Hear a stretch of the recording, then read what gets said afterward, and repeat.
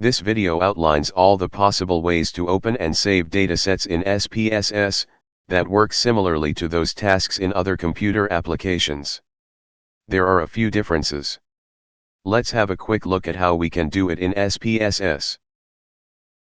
In practice, a SPSS dataset can be opened in a variety of ways, most of which are probably familiar to you from other applications, however.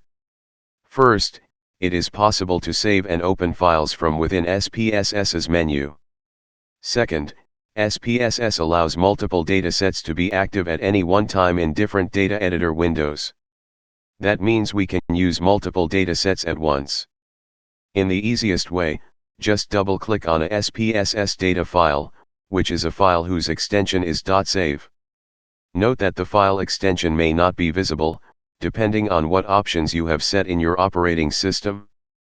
Also, you can firstly open SPSS, then select File, and click Open, or click on the Open button and navigate to the file you want. In another way, you can open datasets recently used by selecting File, then Recently Used Data, and click on the dataset you want.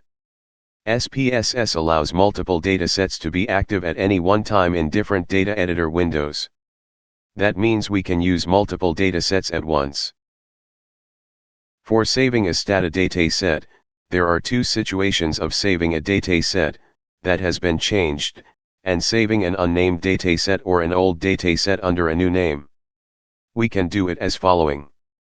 To save a dataset that has been changed, you can just click on the Save button on SPSS menu, or select File, then click Save.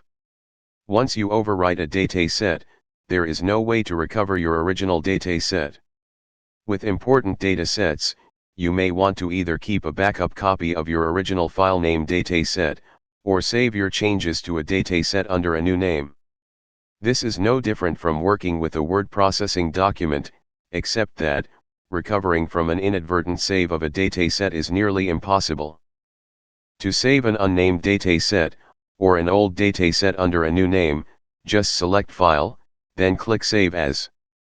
Note that changes you have made to a dataset are not permanent until you save them. You work with a copy of the dataset in memory, not with the data file itself. This should not be surprising, because it is the way that you work with almost all applications on your computer. We finish here the video. Thanks very much for your attention. See you soon in the next videos.